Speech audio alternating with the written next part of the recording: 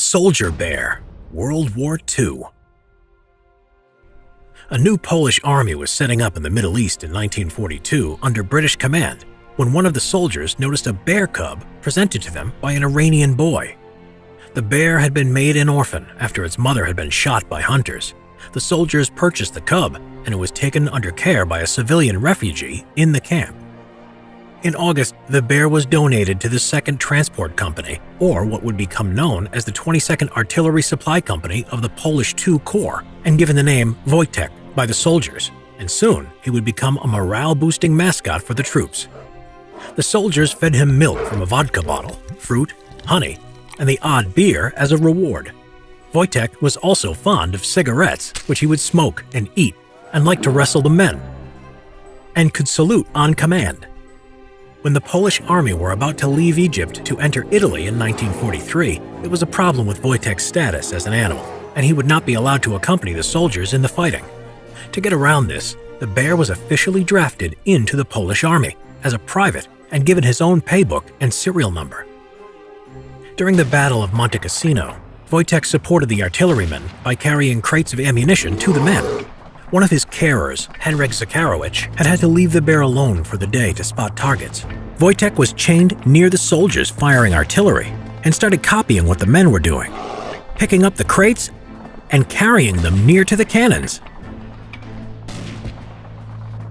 After the battle, the 22nd Artillery Supply Company made their badge a depiction of a bear holding a shell. When the war ended in May 1945, Wojtek and the 22nd were transported to Berwickshire, Scotland, and were stationed at Winfield Camp. Many of the soldiers would have to say goodbye to Wojtek, as their service would take them to other parts of the world. Following demobilization in 1947, Wojtek would live in Edinburgh Zoo, where he became popular with the locals, visited by journalists and the Polish ex-servicemen who fought with him. He would pass away in 1963 at the age of 21. The Japanese army versus an army of crocodiles. Battle of Ramrey Island. Strange stories of World War II. The Asian saltwater crocodile is a marvel of evolution. With its prehistoric form so effective, it hasn't changed significantly in millions of years. It is the largest reptile on the planet, in some cases growing up to 23 feet in length and weighing around a massive 2,200 pounds. As an apex predator, with its armor-like thick skin and powerful bite, it makes for a most formidable opponent. It is at the top of its food chain and will fight and devour any animal that enters its territory, including monkeys, birds, turtles, and even sharks. And of all the crocodile species, the saltwater variety has the strongest tendencies to treat humans as prey. They almost seem to regard us as a tasty snack that's to be savored and enjoyed. The saltwater crocodile is an opportunistic predator, waiting for food to come its way rather than going hunting for it. Any animal within a salty's range on the water's edge is likely seen as food. Humans who find themselves in this dangerous predicament can end up being the predator's next tasty treat. In contrast to this ferocious crocodile, the average Japanese imperial soldier of World War II was around 5 feet 3.5 inches tall and weighed around 120 pounds. He was fanatically dedicated to the emperor, focused and taught that surrender was not an option.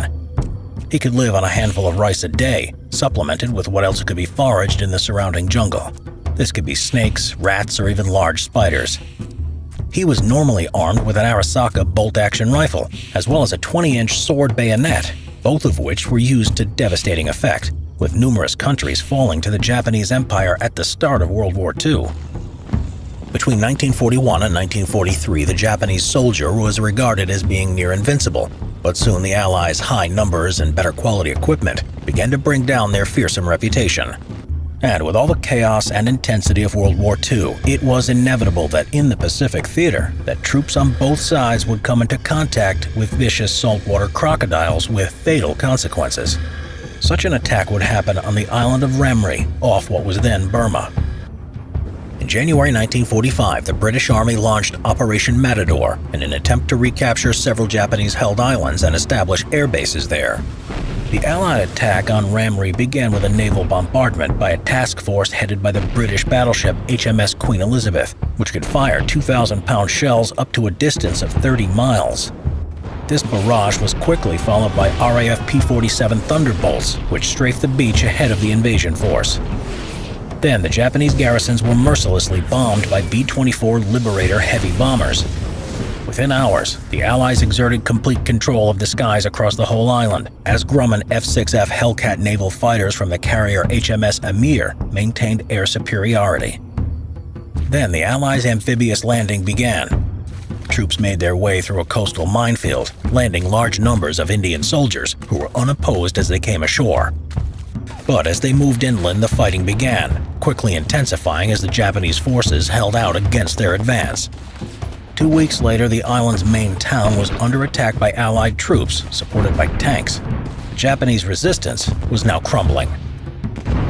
The Japanese, totally overwhelmed and outclassed, had been forced to retreat to their fortified strongholds in the hills. The British forces began to flank them, and now the risk of being surrounded was ever growing for the Japanese forces. This already crumbling Japanese garrison had no choice but to abandon their position and retreat. The Japanese commander made the painful and shameful decision to take his 900 men on a 10-mile march through the mangrove swamps to the other side of the island in the hopes of joining up with the other few remaining Japanese forces. However, the swamp was full of venomous snakes, scorpions, and disease-carrying mosquitoes, and most importantly, it was home to thousands of vicious saltwater crocodiles. Even the locals were afraid to venture into the swamps for fear of falling victim to one of its many predators. Many of the Japanese soldiers were sick or wounded. They were the first to be picked off by the crocodiles as they fell behind the main group. The crocodiles would suddenly appear out of nowhere, dragging its startled victim beneath the water. Once its prey was drowned, the salty would begin its death roll, ripping the limbs from its prey in a frenzied state. When the splashing ceased, the water would go still and mix with the fresh blood of the latest victim to fall prey to the local apex predator. Over the next few days, the Japanese troops made slow progress through the muddy swamp with its thick patches of dense foliage and almost impenetrable mangrove trees. As the days went by, the troops faced fatigue, starvation, and dehydration, which took its toll on the survivors. More and more soldiers started to fall behind the main group, allowing the crocodiles, true to their nature, to opportunistically pick off any stragglers. The crocodiles had now taken to devouring their victims before the very eyes of the soldiers' comrades. Before long, a basque of these predators were attacking the soldiers, tearing them apart and eating them brazenly. One night, the crocodiles would boldly wander into the Japanese camp and snatch an exhausted soldier, dragging him screaming into the swamp. His cries would quickly stop as he was eaten alive. Before long, these highly territorial creatures were seemingly killing for the sheer pleasure of it. Though, being opportunistic predators, it's far more likely they were excited about the abundance of a new food source. Within a week, the days and nights were filled with screams and gunfire, as more soldiers were killed by the crocodiles. Eventually, what little remained of the group emerged from the swamp, decimated by the crocs. The Japanese soldiers that had made it out alive frantically attempted an evacuation back to mainland Japan. No one knows the exact number of those who were killed in the swamp, and it has been highly debated. It's thought that at least 500 men perished in the swamp, but the true figure will likely never be known. On February 17th, the Japanese carried out aerial bombing raids that sunk an Allied destroyer, providing a distraction so a small fleet of rescue craft could evacuate the remaining survivors off the island. By February 22nd, the Japanese resistance on Ramree Island came to an end. Ironically, due to unregulated hunting on Ramree in the 1960s, the saltwater crocodile colony is now near extinct there, with only a handful lurking in the mangrove swamp. The Great Emu War. In Australia in 1932, a strange war would see a conflict between humans and emus. Following the First World War, Australian and British veterans were given plots of land by the government so they could become farmers. These farmers were struggling to grow their crops in the difficult conditions, and the Great Depression had caused wheat prices to fall.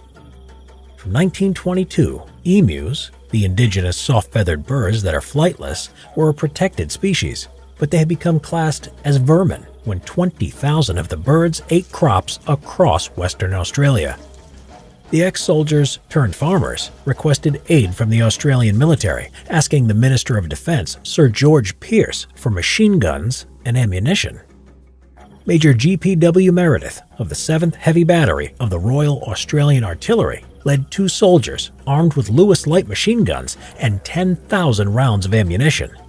They confidently believed it would be easy to take down the masses of emus at point-blank range with such a weapon. The war was postponed to the 2nd of November because of heavy rainfall. They traveled to the district of Campion, where they sighted around 50 emus and opened fire. However, the speed and ability to scatter into small groups made the emus able to dodge the fire and move out of range. Most got away, and only a handful were killed. 2 days later, they spotted 1,000 emus and planned to ambush the birds. They again scattered and dodged the fire, even at close range, and only 10 emus were killed, and one of the Lewis guns jammed. One of the soldiers said, "The emus have proved that they are not so stupid as they are usually considered to be. Each mob has its leader, always an enormous black plume bird standing fully 6 feet high, who keeps watch while his fellows busy themselves with the wheat. At the first suspicious sign, he gives the signal, and dozens of heads stretch up out of the crop. A few birds will take fright, starting a headlong stampede for the scrub, the leader always remaining until his followers have reached safety." The next tactic was to mount one of the Lewis guns on a truck. This failed too because the ride was bumpy and the emus were too fast, making accuracy impossible. The idea came to an end when a lone emu got caught in the steering wheel. On November 8th, after the negative media coverage at the humorous failure to cull the emus and discussion in the Australian House of Representatives, the group withdrew. They had used up 2,500 rounds of ammunition and killed just 200 emus. Major G.P.W. Meredith said in retrospect, "If we had a military division with the bullet-carrying capacity of these birds, it would face any army in the world. They can face machine guns with the invulnerability of tanks." A second attempt on the 12th of November was made after more emu attacks on crops. It was more successful, claiming 986 kills using 9,860 rounds at a rate of 10 rounds per confirmed kill. Given these poor efforts, in the end it was the emus that were victorious in the Great Emu War. It was only after the government introduced bounties on the emus in 1934 that the mass culling was effective. Today, emus are protected under the Environment Protection and Biodiversity Conservation Act of 1999. The Great Plague of London, 1665 to 1666. In the spring of 1665, an epidemic of the bubonic plague emerged in London, England. The plague began in the parish of St Giles in the Fields, a poor area outside of London's walls, and as spring turned to a hot summer, it became an epidemic. The second plague pandemic is speculated to have started in China and spread through Europe through trade. The bubonic plague is caused by the bacterium Yersinia pestis, which is transmitted by fleas that live on rats. Victims would have symptoms including fever, coughing up blood, and painful buboes, blisters and bruises on the body. Victims typically died within days of catching the illness. The poorest areas were the most unsanitary, with rubbish and waste littering the streets, and were therefore the hardest hit by the plague. Doctors were also too expensive for most people, although their treatment was limited in its effectiveness because they thought miasmas, or bad air, was the cause of the plague. The rich, meanwhile, as they could afford to, fled the city. King Charles II, the nobility, parliament and most merchants, lawyers and doctors fled, while the poor remained. The Lord Mayor and aldermen also remained, to keep order and stop the disease spreading further. In June, the Mayor closed the gates of London to people without a certificate of health, as the roads were bottlenecked from people trying to escape the city. By autumn, 7,000 people were dying from the plague every week in the city. Watchmen were employed to enforce a quarantine. If a person was infected or had died of the plague, their whole family would be locked away with them in their house, sealed from the outside and kept guard over. A red cross was then painted on the door to distinguish it. Soon enough, the whole family would be infected and would suffer the same way. A common sight was also drivers of dead cars with piles of bodies who moved around the streets calling, "Bring out your dead!" and the dead would be buried in mass graves. As winter came, the spread of disease was slowed down. From December 1665, people started to return to London, and by February 1666, the death toll had decreased to a level that was safe for the king to return. It is estimated that up to 100,000 people died in London from the Great Plague. After the Great Plague, the Great Fire of London would again engulf the city in disaster, but it may also have helped kill off some of the rats and fleas carrying the plague. Unbelievable plague cures. The Middle Ages. The Black Death. The bubonic plague, more commonly known as the Black Death, due to the black buboes that would swell in the armpits and groins of victims, decimated the population of Europe during the Middle Ages, from 1347 to 1351. These buboes would swell, sometimes as large as an egg, and turn black before eventually rupturing, oozing blood and pus, putting the person in agony. Other symptoms of the plague included fever, rashes, difficulty breathing, and vomiting blood. We associate the name the Black Death with this initial devastating outbreak, but in reality the bubonic plague continued to affect and devastate Europe for the next few centuries. During the outbreak, the plague spread rapidly from the Middle East across continental Europe and then jumped the channel to the British Isles. As terror and disease ran rampant throughout Europe, people searched for answers. Some believed that God was punishing the human race for their sins through divine intervention or in the form of the disease. One of the most prominent theories was delivered to the King of France by a respected medical institution in France. They said that the cause of the plague was the conjunction of 3 planets in 1345, which then caused a great pestilence in the air. This was followed by the bad air theory or miasma theory, which became widely accepted everywhere. However, the Black Death was actually caused by bites from the fleas carried on rats. Due to the high death toll, streets were often littered with bodies that were left outside for the death collectors, as they were to be taken away and buried in mass graves known as plague pits. Life had become so tragic that, as one Italian citizen in 1348, Agnolo di Tura, stated, "There was no one who wept for any death, for all awaited death. And so many died that all believed it was the end of the world." As the death toll increased and people continued to be struck down by the disease throughout Europe, and entire families were being wiped out, plague doctors began to get desperate and creative with so-called plague cures. These are some of those cures. Bloodletting. One way physicians and plague doctors attempted to cure the Black Death was through bloodletting. Bloodletting was common during the Middle Ages, as it was believed that it expelled harmful humors from within the body that were causing the sickness. The practice of bloodletting involved leeching or cutting near to the site of the infection, in this case, the bubo. However, cutting into the skin to drain the blood often led to further infection, as the immune system was already weak and health conditions were unsanitary given the circumstances. Plague doctors would also sometimes lance the buboes, releasing a putrid odor along with blood and pus. Sweating. Sweating was also a popular cure. In this case, the doctor would provide the patient with medicine that would raise their temperature. The idea was to make the patient sweat out the corruption from the blood that the disease caused. It was seen as a last resort treatment. Treacle. One of the more pleasant ways of curing the plague was to use treacle, a type of syrup made of unrefined sugar. The catch was that the treacle had to be aged for at least 10 years to be an effective cure for the Black Death.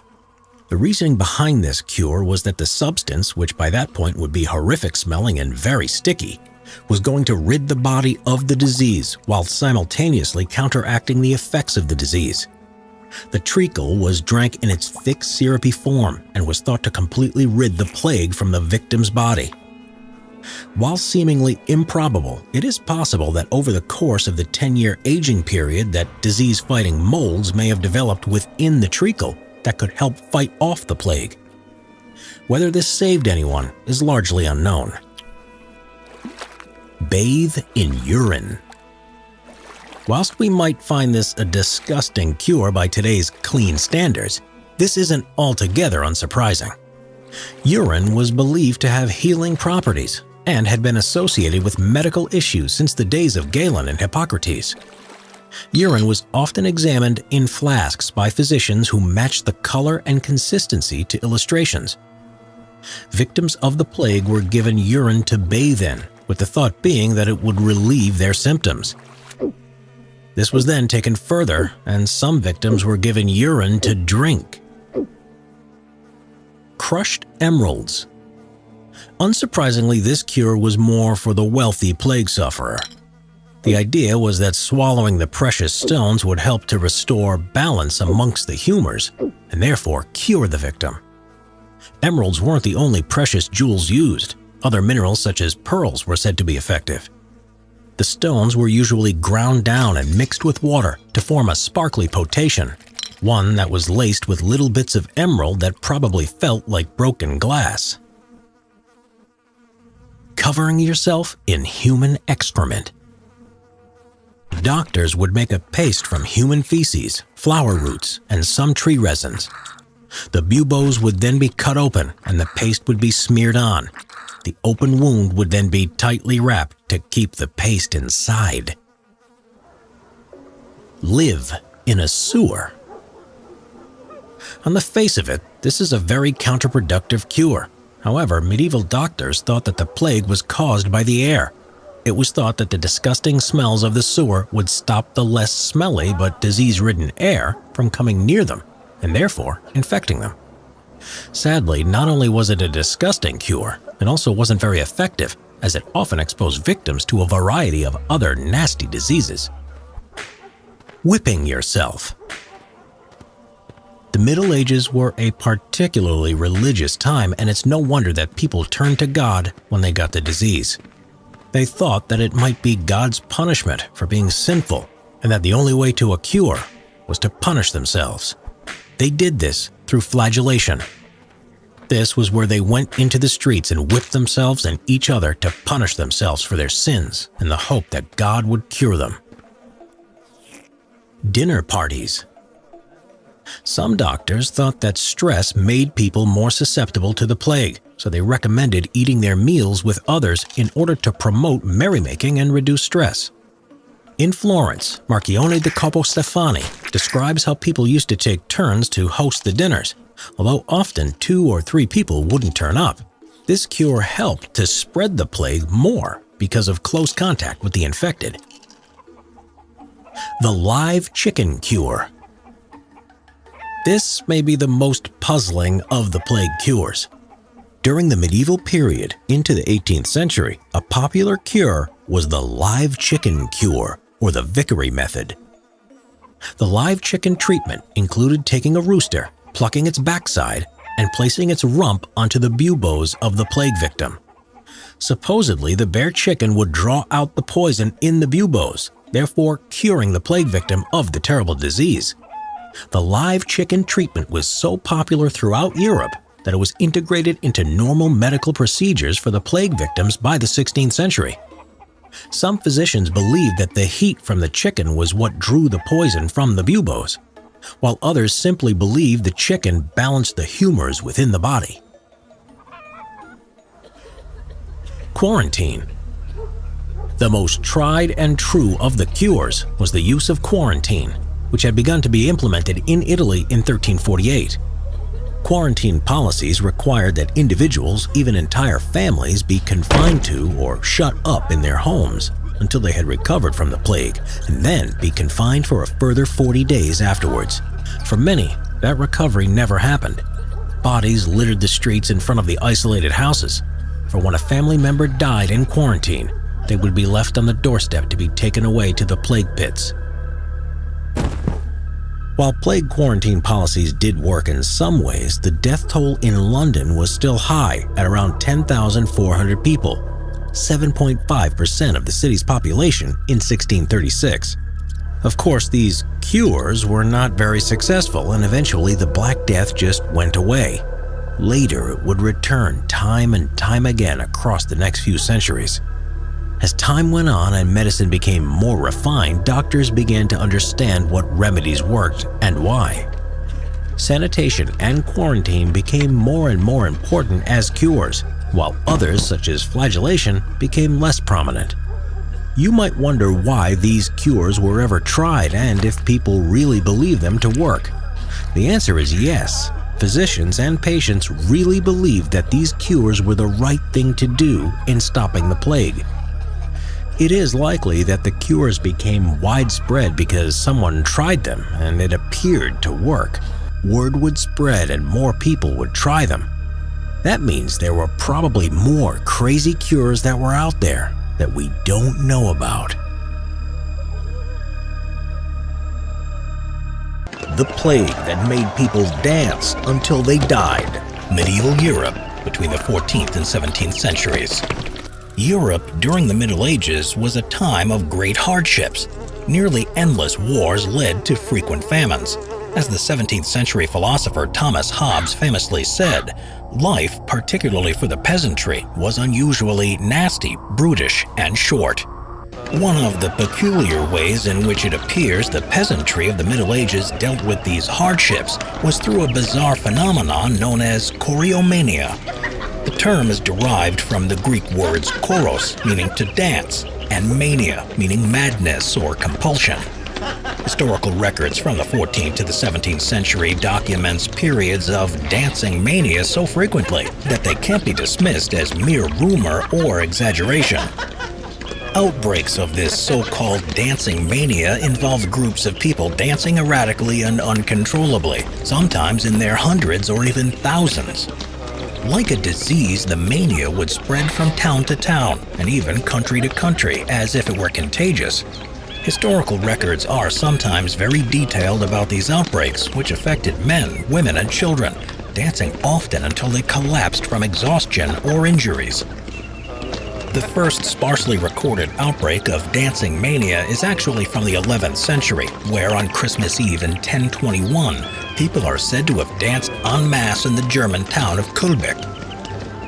A couple hundred years later in Erfurt, another incident was recorded, and around the same time in Maastricht, it was said that 200 people fell to their death while dancing on a bridge that collapsed under their weight. However, the first well-documented outbreak of dancing mania was in 1374 in the German town of Aachen. For reasons that are unclear, the people of Aachen started to dance involuntarily. They moved frantically until near the point of total exhaustion.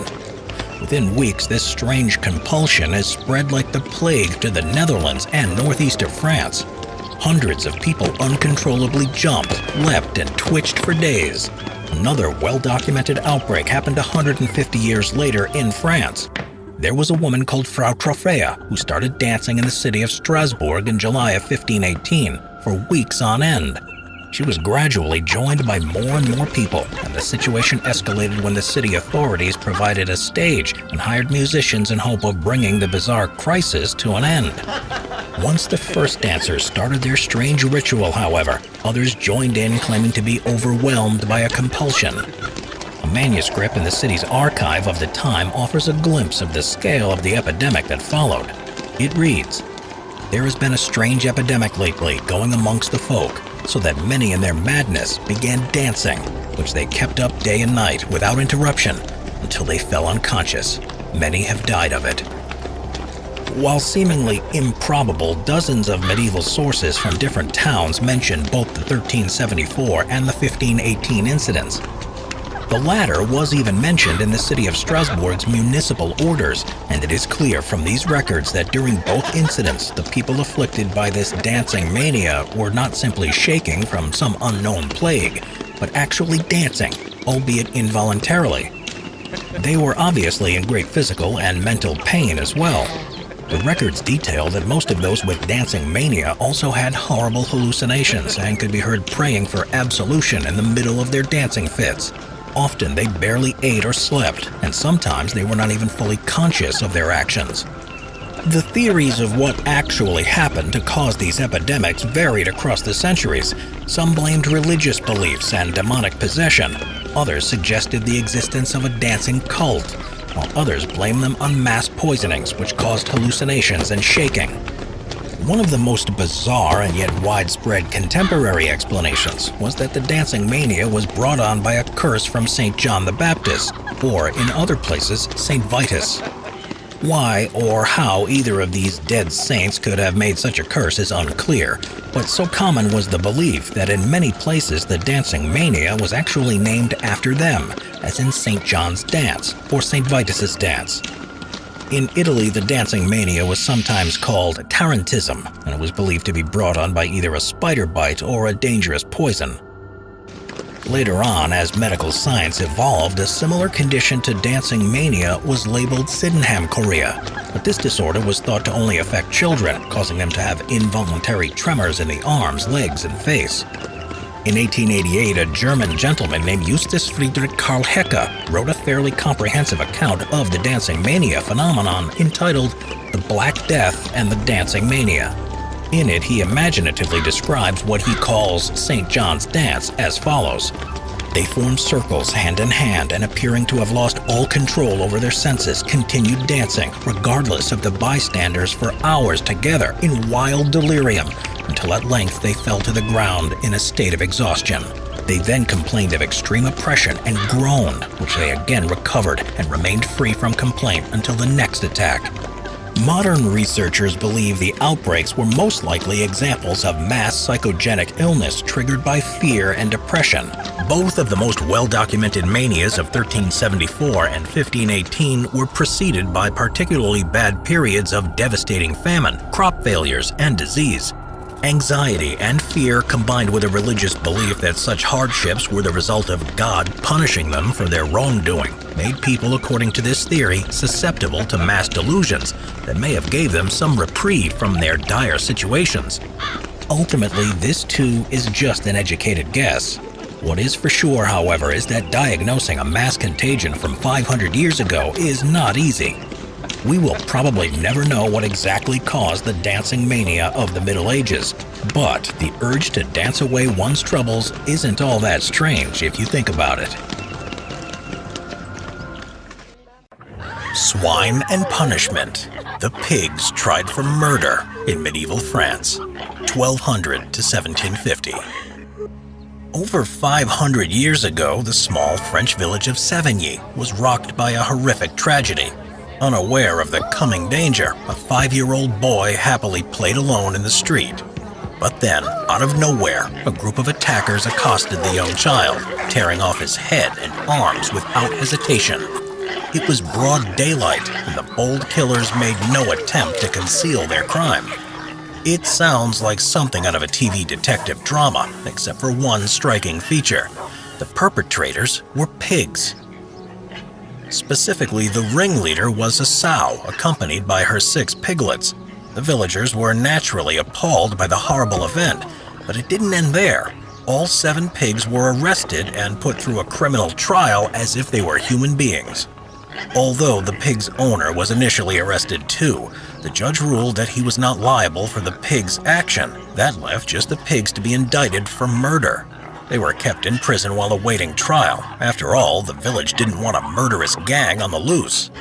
The entire process played out exactly how it would have in a human trial, with attorneys arguing for the defense and prosecution. The piglets got off lightly due to their age and lack of evidence proving they were active participants in the crime. However, because their original owner was not willing to guarantee their future good behavior, they were forfeited to Catherine du Barneau, Lady of Savigny. As for their mother, the case was pretty open and shut, with over 9 witnesses testifying against her. Their evidence was only compounded by the sow's disrespectful behavior in court. Unapologetically, she grunted, squealed, and tried to poke her nose through the bars in the prisoner's box. There were no mitigating circumstances that would have softened her punishment. After spending nearly a month in jail, she was found guilty and sentenced to death. Within days, she was publicly hanged from a tree by her hind legs alongside other condemned criminals. While this may seem like a bizarre occurrence, animal trials were fairly common in medieval and early modern France. Between the 10th and 18th centuries, over 100 animal trials took place. Sometimes a swarm of locusts would be tried for trespassing and the destruction of crops. Other times, a horse would be charged for sodomy. Overwhelmingly, though, it was pigs being tried for murder. This raises a couple of questions. Firstly, why were pigs so bloodthirsty? During the Middle Ages, it was normal to see pigs roaming free in the streets. In these rural communities, parents felt comfortable allowing their children to explore outside unattended. Unlike the large cities of today, people knew and trusted their neighbors, and there were no modern dangers such as cars to watch out for. That didn't make it entirely safe, though. As the pig trials show, danger was never as far away as it seemed. There were situations where small children would come into contact with pigs, and sometimes those pigs had a taste for human flesh. Of course, even large pigs couldn't take on fully grown adults, so their victims were usually very young. Take another infamous sow who sparked public outrage in 1567 when she snacked on a 4-month-old girl sleeping in her cot. So that's how it happened. But why did the courts even bother putting pigs through formal trials? Well, historians disagree on the reason. One popular theory is that this was how folk communities restored order after an unsettling event occurred. By reframing the unforeseeable accident as the decision of a rational actor, they could understand the tragedy and create a sense of justice. Others speculate that these public trials and executions were meant to serve as a warning to parents that they shouldn't leave their children unattended. Just like human offenders, criminal pigs were paraded around the streets in carts on the way to their executions. They were sometimes dressed in human clothes and were hanged in front of an audience. In case anybody missed the live event, they could still see the pig's corpse swaying in the wind for days after the execution. It certainly sent a message. Some scholars dismiss those theories as absurd, however, emphasizing how bizarre and cruel the whole process was. They see it as making a parody of the law, an example of humans extending their authority to every aspect of life on Earth by brute force. No matter the explanation, animal trials spread to nearby parts of Italy, Switzerland, and the Low Countries from the 15th century. But by the 18th century, animal trials were on the decline. During the Enlightenment, there was a revival in Roman law across Europe, which held that animals were not rational and so couldn't be tried for crimes. Over time, European legal systems came to resemble our modern courts, where only humans, not pigs, could be tried for murder.